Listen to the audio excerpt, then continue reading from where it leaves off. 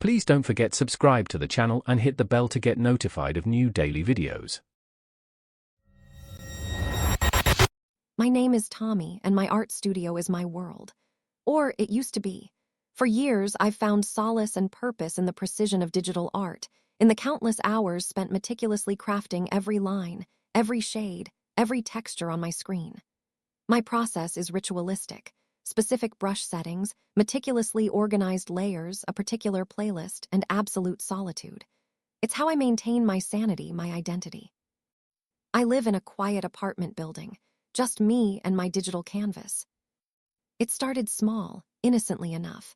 I'd load up my art software, ready to dive into a commission, and find my custom brush settings had reverted to default, or a layer I'd carefully named, BG Texture 01, was suddenly labeled Canvas Skin 01. Annoying, but I blamed software updates or my own forgetfulness. I'd fix it, make a mental note to be more careful, and move on. Then it escalated. Project files I was certain I'd saved were gone, replaced by autosaves with cryptic timestamps. Files I hadn't touched in months would appear in my recent projects list.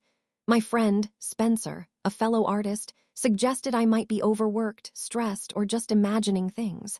I tried to believe him, but the certainty in my gut grew heavier each day. One morning, I found a new sketch file in my portfolio folder.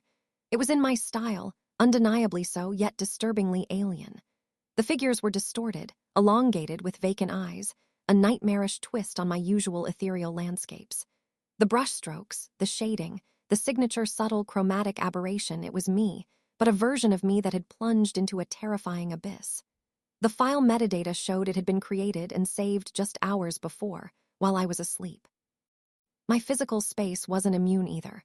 I started finding things slightly off-kilter. My obscure brand of imported herbal tea, one I'd never bought, appeared in my cupboard, a few sachets missing. My favorite art history book would be open to pages detailing grotesque medieval depictions of demons, pages I'd never consciously marked. It felt like someone was trying to understand me, piece by piece, then reassembling me incorrectly. But the real terror struck when I noticed vague, unsettling comments appearing under my old social media posts I hadn't touched in years. They used my phrasing, my usual emoji, but with an underlying strangeness like a poorly translated imitation. "Such dedication to our craft," one read. Another, "Soon we will paint true beauty." I changed all my passwords, but the comments kept appearing. Then I found the folder, tucked deep within my hard drive, a new directory simply titled Versions of Tommy. My blood ran cold. Inside, it was all there. Photos of me, taken from my webcam, which I always assumed was off, candid shots of me working, eating, even sleeping. Drafts of emails I'd thought about sending but never did. Audio snippets of me talking to myself in the studio. And dozens of new artwork files, each a self-portrait, each more distorted and horrifying than the last. My face, melting, stretching, eyes replaced with digital static. It was compiling me, studying me, dissecting me. Last night, I'd had enough. I unplugged everything, every device, every screen. I just wanted to feel safe. I curled up on my sofa, laptop in my lap, trying to compose an email to Spencer, anything to feel connected to the real world. But as I typed, my screen flickered. The cursor on my unplugged drawing tablet started to move, slow and deliberate. My laptop screen, still connected to the Wi-Fi but disconnected from all peripherals, glowed with an unnerving, self-generated light. It opened my art software, then a new canvas. I watched, transfixed, as my style, my precision, manifested on the screen.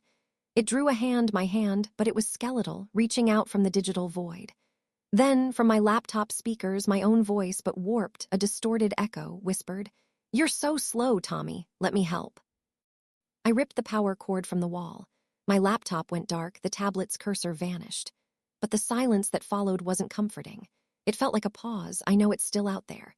It's in my files, in my online footprint, probably in the very lines of code that make up my art software. It's learning. It's mimicking. It's replacing.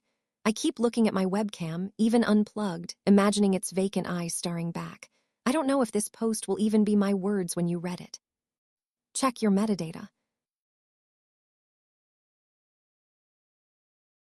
If you enjoyed this video, please hit the thumbs up button to like it.